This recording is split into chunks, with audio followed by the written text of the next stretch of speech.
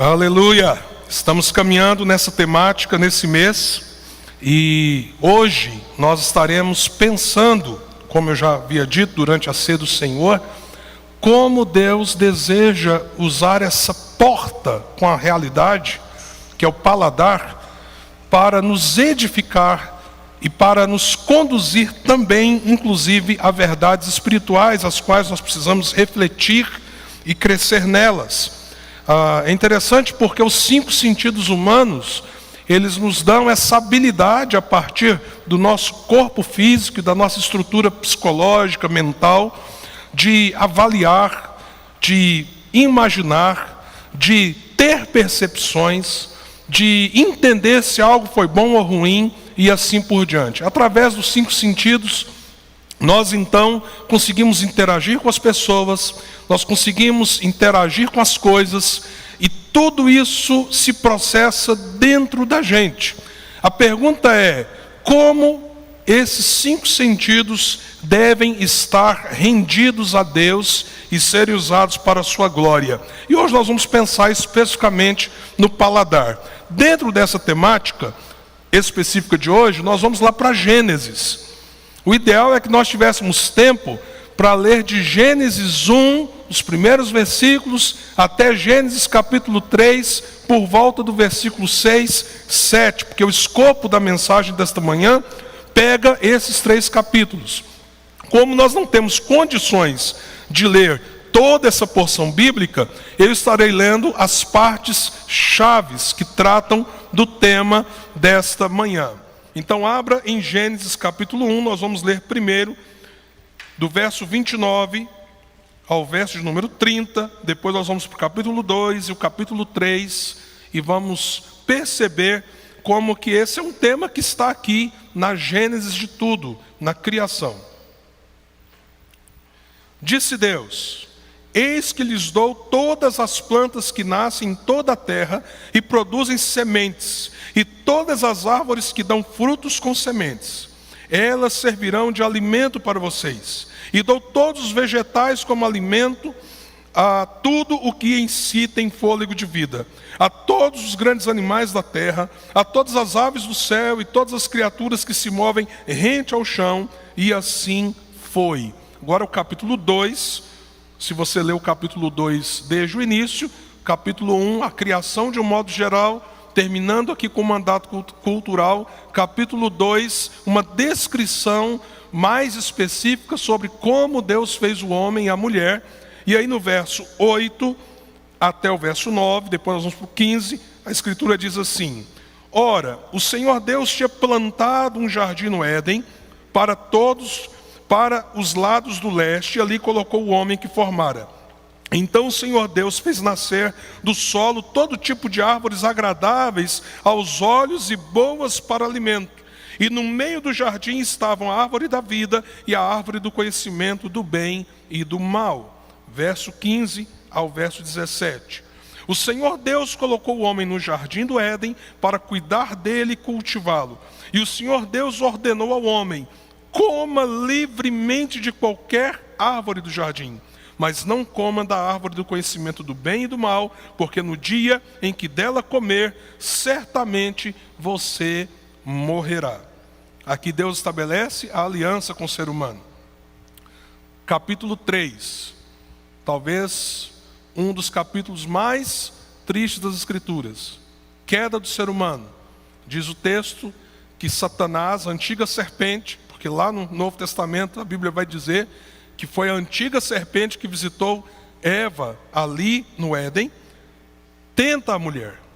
E aí no verso 6, a Escritura diz assim: quando a mulher viu que a árvore parecia agradável ao paladar, era atraente aos olhos e além disso desejável para dela se obter discernimento, tomou do seu fruto, comeu e deu ao seu marido, que comeu também. Vamos orar mais uma vez? Senhor, nos conduza na meditação da Tua santa palavra, para que ela nos desafie, nos edifique, nos fortaleça nesta manhã. É assim que eu te peço, Senhor, em nome de Jesus. Talvez você não parou nunca para observar quanto o comer está presente aqui nesses capítulos e de forma decisiva. Primeiro texto que nós lemos, ele estabelece para nós algo muito importante. E quando nós olhamos passo a passo esses textos que foram lidos, a gente percebe que existem alguns princípios sobre o paladar e por que Deus nos fez com paladar, que remontam a questões muito importantes de maneira prática para a nossa vida. Inclusive porque somos como somos, e aquilo que nós devemos buscar no Senhor a respeito do uso desta bênção, que é sermos capazes de sentir os sabores que estão aí presentes. Segundo a ciência, nós temos 5 sabores básicos, eram 4 até 1908. Em 1908, cientistas japoneses descobriram que nós temos uma 5ª habilidade de captar sabor. Talvez você nem saiba disso, chama-se umami. A palavra umami significa delícia. Alguns glutamatos que nós consumimos nos dão uma percepção de sabores que vão além simplesmente do doce, do azedo, do salgado, do amargo. Então hoje já se sabe que nós temos pelo menos 5 sabores básicos que, diríamos assim, toda a nossa fisiologia, uma vez que estejamos saudáveis, nos dá a possibilidade de sentir, mas não só de sentir, também de combinar esses sabores. Então veja só que coisa tremenda. Quando nós falamos de paladar, nós estamos falando desta capacidade, né, de sentir os sabores que o ser humano tem, sendo que nós sabemos até agora que tem pelo menos 5 sabores básicos, pegando aqui o umami que talvez você nunca ouviu falar, e nós utilizamos isso com uma variedade gigantesca de coisas. Por isso, meus amados irmãos, a questão gastronômica tem tanto a ver com cultura, com realidades diversas. E nunca o mundo esteve tão globalizado quanto a isso. Ou seja, hoje nós temos acesso a comer coisas que nós nem imaginávamos que existia, a nos conectarmos com a gastronomia de culturas que nós antigamente não teríamos acesso. Então, tem sido cada vez mais utilizado esse sentido na vida humana de um modo mais amplo, e há uma alegria, evidentemente, para muitas pessoas em poder fazer desse sentido humano uma fonte de prazer, de satisfação.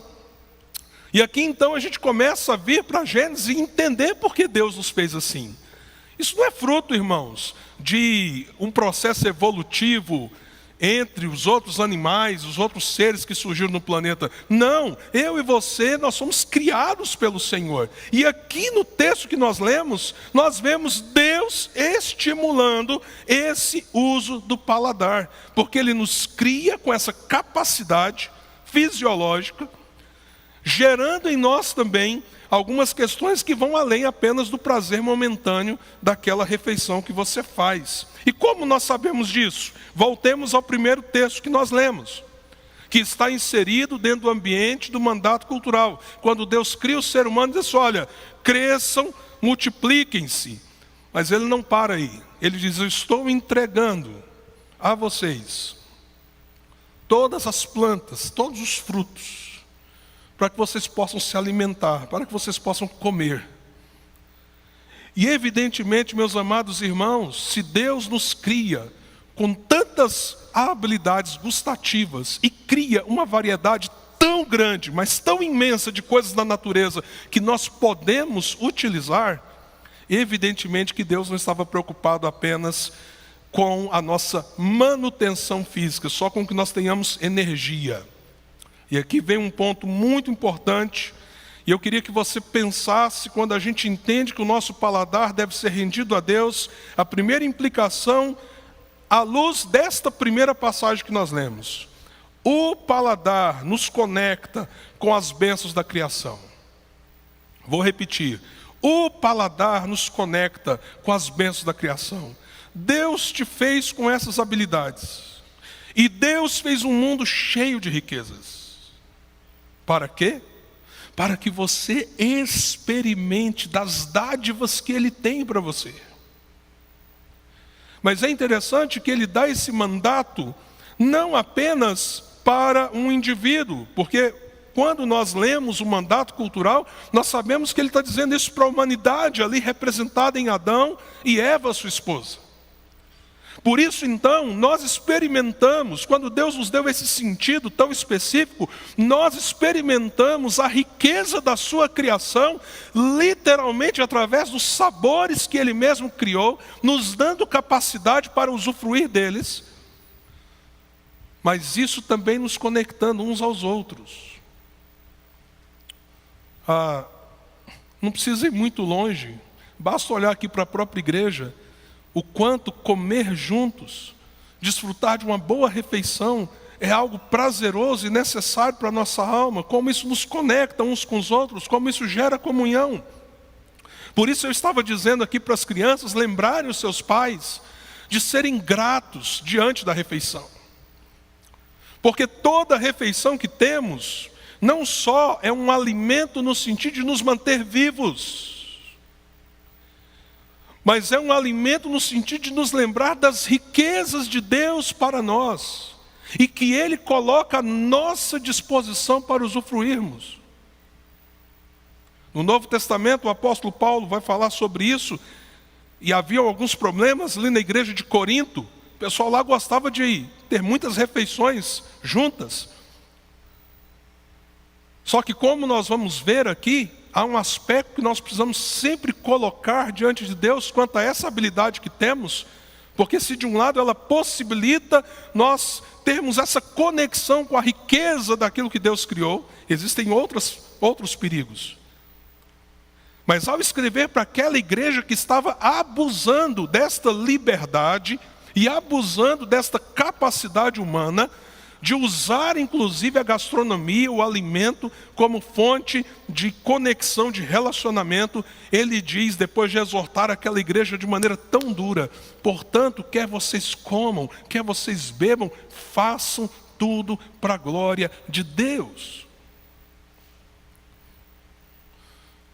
Se de um lado nós devemos ser muito cautelosos para não fazer da nossa oração do almoço, da janta, quem sabe no café da manhã, não sei como que é o costume na sua casa, um tipo de reza automática, de outro, irmãos, precisamos ter a consciência de que quando estamos à mesa, quando usufruímos do alimento, aquela experiência tão cotidiana, tão corriqueira, diária, ela mostra a graça, a misericórdia, a bondade, a beleza, a riqueza de Deus. Então nós temos que sempre usufruir dessa capacidade que Deus nos deu, entendendo que Ele deve ser honrado e glorificado com aquilo que alimenta o nosso corpo. A mesa deve ser uma mesa sempre regada a gratidão, a louvor, a ações de graças, porque nós estamos justamente usufruindo daquela bênção que o Senhor deu aos nossos velhos pais, antes mesmo da queda, nos criando com a habilidade necessária para que nós pudéssemos usufruir de toda a riqueza daquilo que Ele criou através das plantas, dos animais e assim por diante. Será que nós temos consciência então de que o nosso cotidiano, a nossa alimentação cotidiana, ou mesmo aquelas refeições especiais, elas devem então glorificar a Deus e nesse sentido alimentar a nossa adoração e o nosso louvor todo dia? É assim que nós temos ido para a nossa mesa, para o nosso café, para o nosso almoço, para o nosso jantar, lembrando que nós estamos expressando esse mandato de Deus e usufruindo daquilo que Ele criou para o nosso benefício, para o nosso prazer como seres humanos.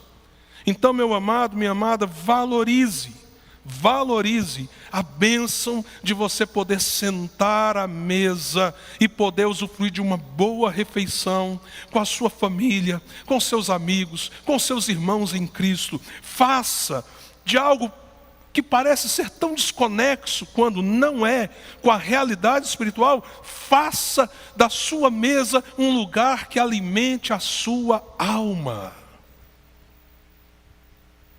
e que fortaleça os seus relacionamentos.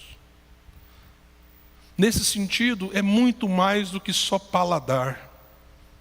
Todos os nossos sentidos são aguçados, todos eles.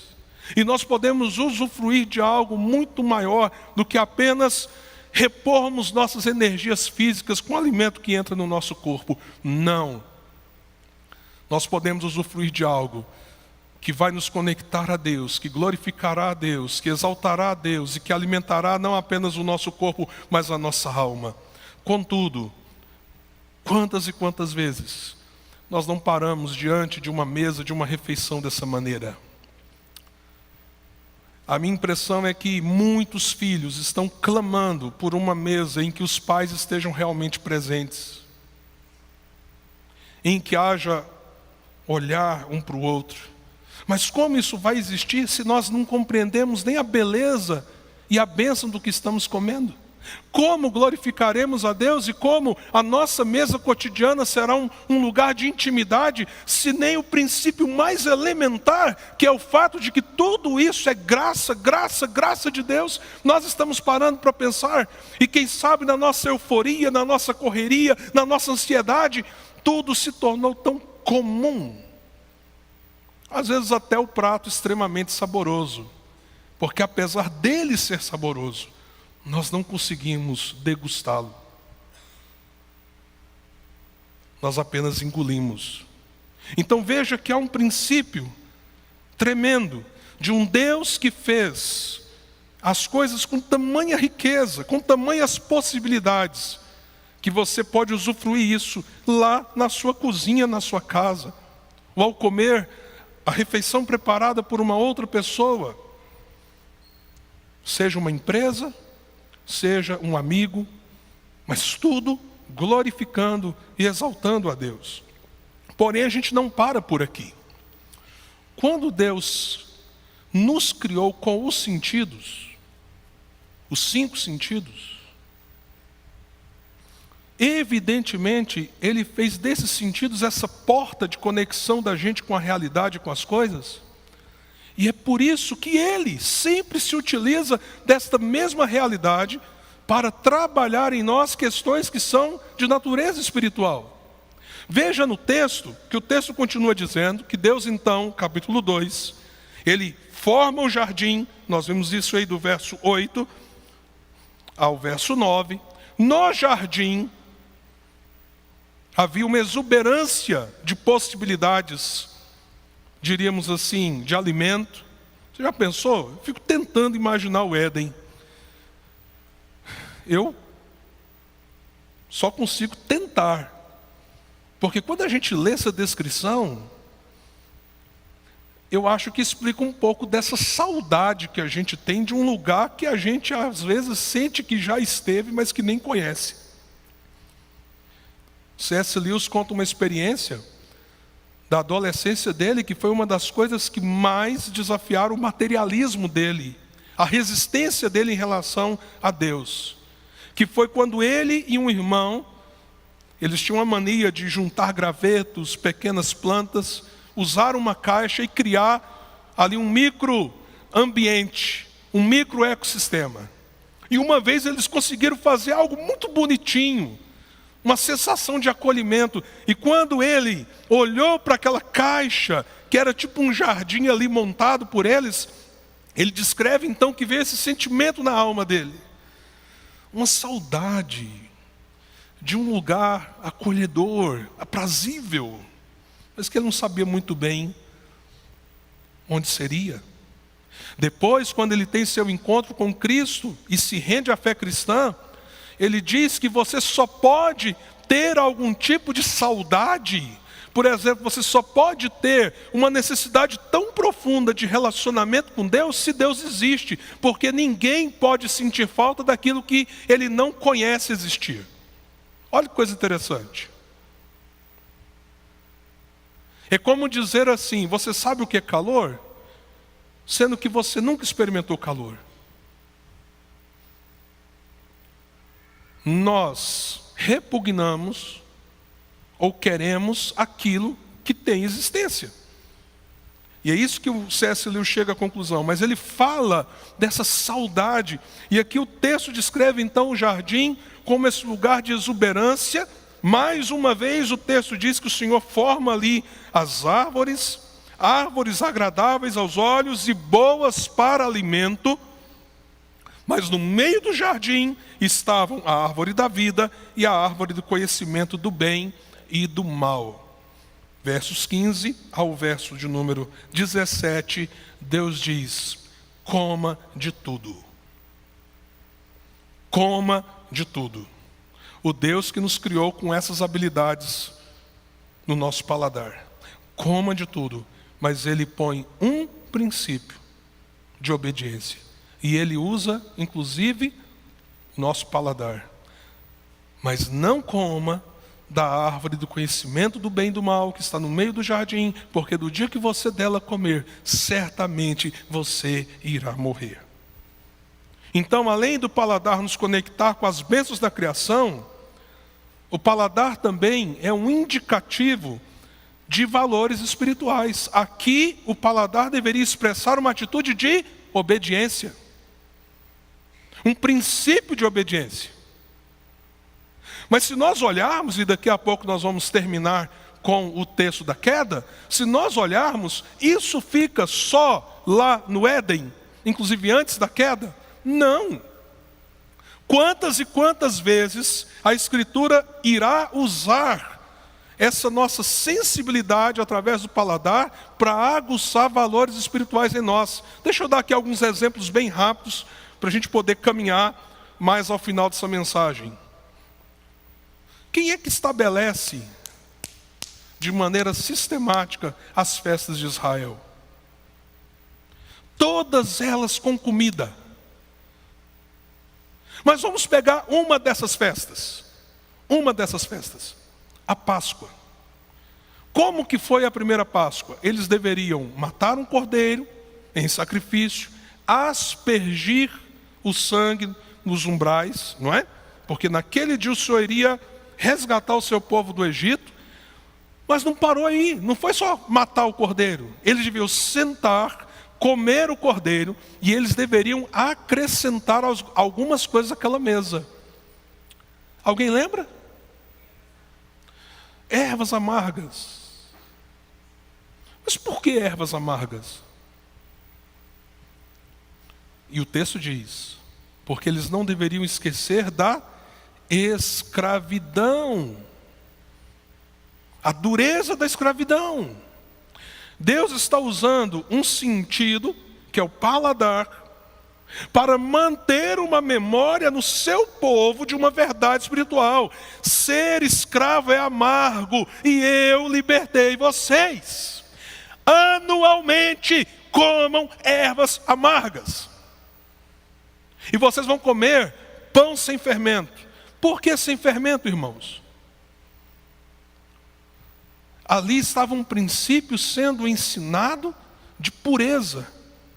O fermento leveda toda a massa. Ali Deus está comunicando espiritualmente um princípio de pureza à luz de uma mesa. Então, lá na velha aliança com Adão, pacto das obras, um dos sentidos que está sendo usado para expressar obediência, qual é? O paladar. Quando Deus quer que o seu povo relembre a obra que Ele fez, Deus está usando o paladar para lembrá-los dessa verdade. E aí nós vamos então para a nova aliança em Cristo. O que o Senhor também estabelece? Uma mesa. Com pão e vinho. E nessa manhã nós tivemos a oportunidade de sermos conectados com essas verdades usando o nosso paladar. Isso deve nos desafiar, irmãos, para que nós possamos entender que não há nenhuma área da nossa vida que seja simplesmente nossa e que a gente faz dela o que a gente quiser, da maneira que a gente quiser. Não. Até o que você come todo dia, aquilo que nós fazemos como na mesa do Senhor, são expressões de que a realidade espiritual, ela se conecta com o nosso dia a dia, com a nossa vida, inclusive as referências ou realidades físicas também. E é por isso que o apóstolo Paulo, depois, como eu já citei, o caso da igreja de Corinto, ele vai ser tão duro em relação a isso, por causa do modo com que aqueles irmãos estavam agindo em torno das suas refeições. Ele está falando com a igreja. O paladar é um indicativo de valores espirituais. Olha o que o Salmo 119, verso 103 diz: como são doces para o meu paladar as tuas palavras, mais que o mel para a minha boca. Evidentemente que o autor está usando de um modo que extrapola o elemento físico, mas usando um elemento do nosso paladar para dizer a Deus: Senhor, as tuas palavras são muito, muito preciosas. Elas são mais doces do que o mel. Então, irmãos, o paladar nos conecta com as bênçãos da criação. Desfrute sabiamente, faça de cada refeição uma expressão de louvor, de gratidão, de glorificação ao nosso Deus. O paladar é um indicador de valores espirituais. Guarde isso no coração. E guardando isso, seja reverente diante dos momentos que Deus, inclusive, deseja usar essa habilidade sua para que você relembre essas verdades. E por último, o paladar nos adverte sobre os perigos de nossas próprias tentações. É o que nós vemos aí no capítulo 3, no verso 6, que nós lemos. Por favor, voltemos lá no texto. Quando a mulher, aqui ela está reagindo a quê? A tentação. Quando a serpente chega até ela para instigá-la a comer da árvore do conhecimento do bem e do mal, que era uma prova, o quê? O não comer era a prova de obediência a que a humanidade estava sujeita. Mas a serpente tenta anular a verdade de Deus, mente à mulher, distorce o que Deus falou, e por mais que a mulher inclusive revide, dizendo: não foi assim que Deus falou, e se você observar, ela é coerente àquilo que Deus havia falado no capítulo 2. Mas aí o texto nos diz que depois de toda essa argumentação da serpente, verso 6, o que leva a mulher a dar aquele passo e depois dar o alimento ao seu homem, e assim eles quebrarem aquela velha aliança. Quando a mulher viu que a árvore parecia agradável ao paladar, era atraente aos olhos e, além disso, desejável para dela se obter discernimento, tomou do seu fruto, comeu e deu ao seu marido, que comeu também. Pastor, mas o texto fala que ela também viu que era agradável ao paladar. Meu irmão, nós não somos estanques. Os nossos sentidos, eles trabalham juntos, não é? Inclusive nesse negócio de gastronomia. Você já viu aqueles programas de gastronomia? O que o pessoal avalia? Textura, sabor, evidentemente, mas inclusive a beleza do prato, não é? A apresentação do prato. Por quê? Porque um prato bem apresentável atiça o seu paladar muito mais do que um prato mal arrumado. E entra o olfato, não é? De repente você sente aquele cheiro gostoso, você nem está pensando em comida. De vez em quando é uma luta aqui na EBV, que o pessoal faz uma comida gostosa, aí vai aquele tempero naquela panelona, a gente esperando para almoçar, chega o olfato, e o que ele começa a fazer? Roubar os outros sentidos, que a gente começa a pensar na comida. Então as coisas, elas estão conectadas. Nós estamos aqui destacando por semana um dos sentidos, mas eles estão conectados e eles estão interagindo em nós o tempo todo. A grande questão é que aqui ela vê E com os olhos ela percebe, parece que é gostoso esse negócio aqui. Parece que é saboroso. E a partir daí, também no raciocínio que ela faz, usando os sentidos que Deus nos criou, ela diz, e ainda vou ganhar conhecimento, eu vou ser igual a Deus. Come, prova e dá ao seu marido. E aí, meus amados irmãos, passando pelo paladar humano, a desgraça se instala na humanidade. Todo mal, toda perversidade, toda corrupção, toda mazela, nasce ali, em provar o que nunca deveria ser provado. Isso traz para nós uma advertência. Precisamos vigiar os nossos olhos. Precisamos vigiar os nossos ouvidos. Precisamos ter muito cuidado com o que tocamos. E precisamos, inclusive, nos perguntar sobre a coerência daquilo que consumimos. Porque o nosso corpo é templo do Espírito Santo. E, inclusive, muitas tentações espirituais, por mais incrível que possa parecer para você, passam pelo nosso paladar. Então nós devemos temer. Nós devemos cuidar de como os nossos sentidos estão sendo usados. Por isso nós temos falado nesses domingos sobre sentidos que se rendem a Cristo. Nós temos um testemunho tremendo na Escritura, e eu termino lembrando essa história. Imagine você, jovem, sendo arrancado da sua terra, vivendo num país hostil, como escravo, mas ali naquele país você alcança projeção, você tem o favor do rei. Só que esse rei não teme o Deus que você teme.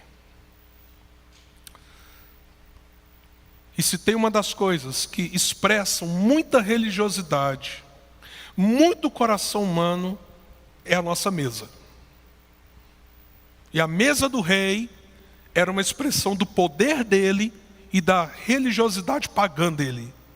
E aí o texto diz que o rei promove esse menino.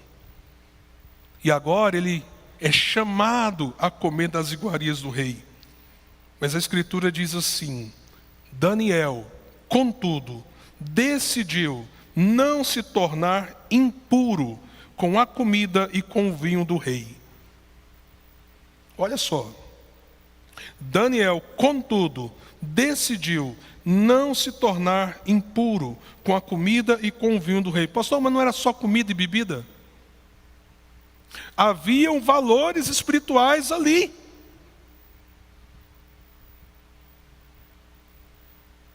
E o ato de sentar-se àquela mesa para comer aquela comida quebrava valores espirituais. Mesmo que isso na sua cabeça, não, mas isso só envolve o paladar. Não, irmãos.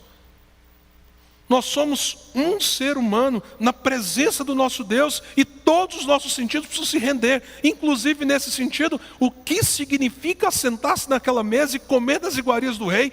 E Daniel sabia, eu vou perder a minha pureza diante do Senhor. E diz o texto que ele decidiu não se tornar impuro com a comida e com o vinho do rei, e pediu permissão ao chefe para se abster dele. Isso está lá em Daniel capítulo 1, verso 8. Esse é um grande desafio para nós. Render os nossos sentidos. E pensarmos que até o que a gente come precisa expressar a glória de Deus na nossa vida. Porque a nossa vida se tornou muito amarga. O nosso Senhor teve que tomar essa amargura sobre ele. E o que veio à sua boca foi horrível. Na cruz, deram a ele vinagre. E que poderia ser um elemento entorpecente naquela circunstância. Mas na cruz, ele estava tomando o cálice necessário para que nós fôssemos perdoados. Então nós precisamos render o nosso paladar à glória de Deus. Desfruta e glorifique a Deus aquilo que Ele criou para você poder usufruir. Faça isso em nome de Jesus. Sempre com adoração e ações de graças. Entendendo que aquilo que você come, e eu quero mais uma vez enfatizar, o seu ambiente em família, as suas refeições devem expressar a glória do Senhor. Compreenda que a realidade física, o alimento, a mesa, na ceia, o pão, o cálice, tudo isso aponta para verdades espirituais. Eu estou aqui, por exemplo, com devocionários, né? E aí, a publicadora chama-se Pão Diário. Talvez seja a maior publicadora de livros devocionais que existe hoje no Brasil. Esse povo tem dado um arsenal de reflexões bíblicas. Mas por que eles se chamam Pão Diário? Porque antigamente os crentes mais antigos diziam assim: eu tenho que colher meu maná hoje. Lembra do maná? Eu tenho que colher meu maná hoje.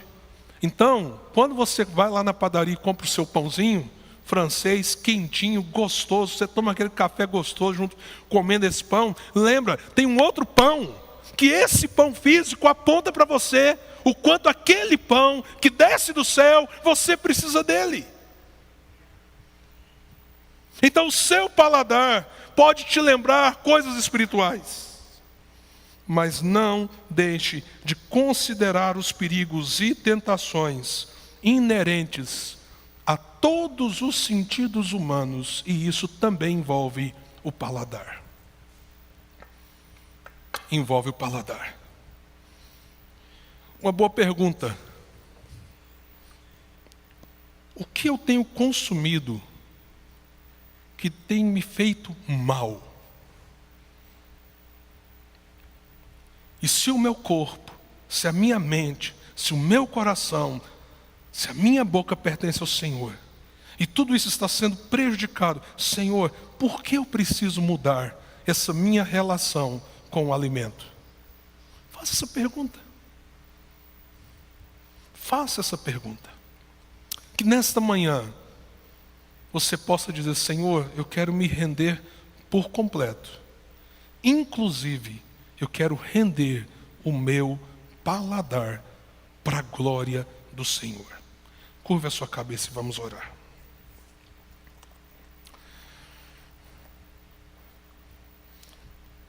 Te bendizemos, ó Deus, porque o Senhor nos criou da forma com que o Senhor nos criou, nos dando habilidades extraordinárias. Nessas semanas nós temos, ó Deus, olhado para a realidade de que o Senhor nos deu olhos poderosos, o Senhor nos deu, ó Deus, ouvidos, o Senhor nos deu, ó Deus, e hoje refletimos sobre isso, essa capacidade de conhecer e experimentar os sabores que estão aí na Tua criação, e fazer, ó Deus, das nossas refeições verdadeiras celebrações ao Teu nome. Louvado seja o Senhor. Mas nós também lemos que o pecado original passa pelo paladar, pela escolha de se comer aquilo que nunca deveria ter sido comido. Então, Senhor, nesta manhã, usa a Tua palavra para nos ajudar a render tudo, inclusive uma área que às vezes parece tão distante da espiritualidade, mas que na verdade, Senhor, na verdade está tão conectada. Sê conosco, Senhor. Nos dê o coração de Daniel, que nós não nos impressionemos com as mesas de banquetes deste mundo, mas que a gente escolha viver para o Senhor e para a glória do Senhor, mesmo quando esta mesa, aparentemente bonita, mas venenosa, está colocada diante de nós. Assim é o que eu te peço, Senhor, e oro em nome do Senhor Jesus. Amém.